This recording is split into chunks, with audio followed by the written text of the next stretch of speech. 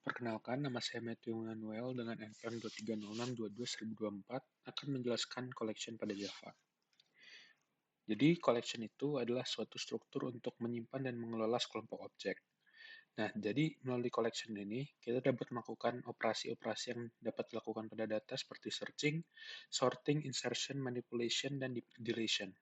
Jadi intinya, kalau collection ini adalah sekumpulan kelas dan antarmuka yang menyediakan cara standar untuk merepresentasikan dan memanipulasi kumpulan objek. Collection ini terdiri dari berbagai interface dan class yang dapat membuat pengolahan data menjadi lebih mudah. Kemudian, ada list. Nah, list ini adalah tipe collection yang menyimpan nilai berdasarkan posisi atau indeksnya. Dengan kata lain, list ini adalah collection yang menyimpan objek-objek dalam urutan tertentu dan memungkinkan objek-objek ini diakses berdasarkan indeksnya. Elemen di dalam list ini bersifat dinamis dan dapat diduplikasi. Terdapat beberapa jenis list. Yang pertama ada array list. Jadi list ini adalah array yang bersifat dinamis dan ukurannya dapat dimodifikasi secara otomatis. Array list ini berguna saat ingin melakukan searching, akan tetapi kekurangannya agak sulit untuk melakukan penghapusan maupun penyisipan jika elemennya berada di tengah list. Kemudian ada linked list. List ini menggunakan double linked list, sehingga elemen dalam list ini dapat diakses baik dari awal maupun akhir. Linked list ini efisien untuk melakukan penghapusan dan penyisipan, tetapi pencarian akan lebih lambat karena list ini akan menelusuri elemen secara satu persatu. Kemudian ada vektor. Nah, vektor ini mirip banget dengan array list, akan tetapi bedanya list ini menggunakan thread safe sehingga bisa untuk multithreading. Lalu ada stack. Nah, list ini merupakan subclass vektor. Prinsipnya adalah class in first out, yang berarti data yang terakhir masuk, pertama keluar, dalam menyimpan maupun mengakses elemen. Kemudian ada contoh implementasi dalam list, yaitu array list. Di sini saya membuat suatu class, yaitu barang. Nah, barang ini tuh dia bersifat public, jadi terus di dalamnya ada atribut-atribut, yaitu kode barang, nama barang, dan harga barang. Juga dibuat constructor-nya. Lalu saya membuat metode print untuk mengeprint kode barangnya, nama barangnya, dan harganya. Kemudian saya membuat kelas data barang.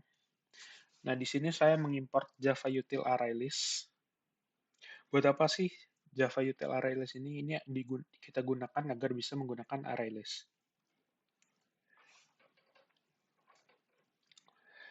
Nah, kemudian ini kita mendefinisikan array-nya, array list. Terus kita akan membuat metode tambah barang. Nah, tambah barang ini itu digunakan untuk menambahkan objek barang ke dalam list dari data barang yang tadi. Terus kita juga akan membuat metode hapus barang. Ini digunakan untuk menghapus objek barang dari list. Kemudian kita juga akan membuat metode cari barang. Nah, cari barang ini tuh dia menggunakan boolean ya. Jadi true dan false. Nah, jadi ini akan mendeklarasi apakah barang itu sudah ditemukan atau belum. Dan kemudian kita akan menyimpan variabel jika untuk indeks barang yang ditemukan. Kemudian ini akan mencari datanya di dalam list. Kita menggunakan loop. Dan jika datanya ditemukan, maka kita akan mencetak detail dari barangnya.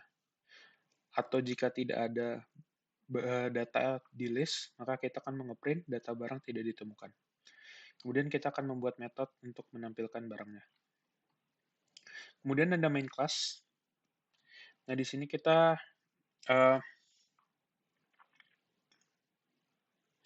membuat objek data barang yang akan menyimpan koleksinya. Nah, jadi di sini kita ada membuat objek dengan nama sabun mandi, sikat gigi, dan sampo. Lalu kita akan menampilkan barang-barang dari array list, dan kita akan mencari barang yang berkode K03, yaitu kita akan mencari sampo. Kemudian kita akan menghapus barang K02, yaitu sikat gigi, dan kita akan menampilkan data lagi untuk melihat apa perubahan yang terjadi. Contohnya misalnya kita run di sini, akan kita run, maka di sini dapat terlihat bahwa kode barang K02 yaitu sikat gigi akan hilang, dan itu untuk ArrayList. Selanjutnya ada map. Map itu adalah suatu interface yang digunakan untuk menyimpan queue dan values secara berpasangan. Nah, dalam map ini, semua elemen ataupun nilai akan kita akses menggunakan kuncinya atau key. Nah, kuncinya ini harus unik, tetapi nilai yang diakses melalui kunci dapat diduplikasi. Terdapat beberapa jenis map pada Java, yaitu yang pertama ada hash map. Nah, map ini menggunakan tabel hash untuk menyimpan elemennya. Hashmap ini menyimpan elemen berdasarkan hashcode key, sehingga searching maupun getter dapat dilakukan secara efisien. Hashmap ini tidak berurut, tidak bisa menduplikasi key, dan dapat bernilai 0. Selanjutnya ada link hashmap. Map ini merupakan implementasi dari hashmap, tetapi urutan dari mapnya ini akan sesuai dengan urutan saat elemennya dimasukkan. Map ini biasanya digunakan apabila ingin elemennya berurut sesuai dengan saat elemen dimasukkan. Kemudian ada tree map. Map ini menyimpan elemen secara berurut menurut natural order-nya, mau dari key maupun comparator yang ada, dan berkarakteristik ascending order. Kemudian, ada contoh implementasi hashmap. Di sini kita akan mengimport Java util hashmap untuk bisa menggunakan hashmap. Kemudian kita akan mendeklarasikan class hashmap. Dan kemudian ada metode main untuk menjalankan program. Dan kita akan membuat objek hashmap bernama hari dengan tipe data integer sebagai key-nya dan string sebagai value-nya. Nah, objek inilah yang akan menyimpan pasangan key value tadi untuk mengakses value, di mana key-nya adalah angka misalnya 1, 2, dan 3, dan value-nya adalah nama hari. Kemudian kita akan mengisi nilainya ke objek hari, yaitu contohnya hari.put 1 dan minggu. Kemudian kita akan menggunakan metode put untuk memasukkan pasangan key value-nya ke dalam objek hari. Lalu kita akan mencetak semua isi dari objek hari,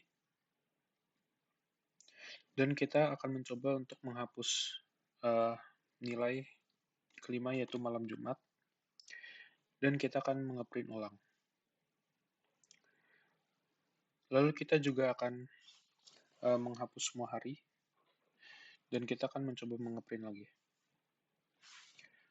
Maka hasil printnya adalah kosong. Selanjutnya ada generic type. Nah, generic type ini adalah sebuah fitur pada Java yang memungkinkan kita untuk mendeklarasikan kelas, interface, dan metode pada tipe data yang bebas atau ditentukan user. Dengan begitu, kode yang kita buat lebih fleksibel dan akan lebih reusable. Nah, generic type ini digunakan dengan menambah parameter dengan lambang itu, lalu parameter ini akan dapat digunakan di seluruh kelas dan metode sebagai tipe yang spesifik. Nah, terdapat beberapa keuntungan dari generic type, yaitu safety type. Nah, jadi tipe dapat dicek saat program dikompil, sehingga tidak ada lagi error akibat salah casting. Kode reusability. Karena satu kode dapat digunakan untuk banyak tipe, kode akan dapat digunakan ulang untuk beberapa bagian. Terus kita dapat mengeliminasi cache karena tidak perlu melakukan typecasting manual.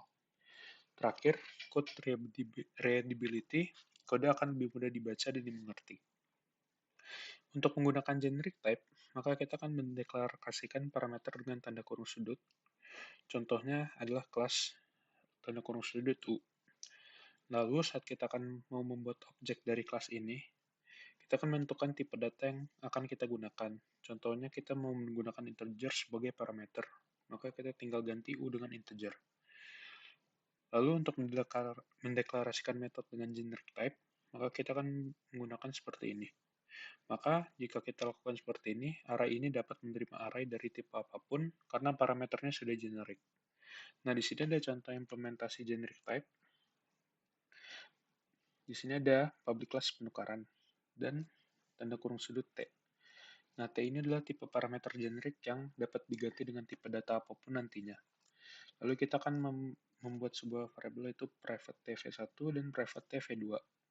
Nah, ini bertipe T yang berarti dapat menyimpan data apapun tergantung tipe yang kita pilih saat inisiasi objek. Lalu di sini kita ada buat constructor penukaran, dan kita membuat metode tukarkan. Jadi metode ini itu untuk menukar nilai V1 dan V2.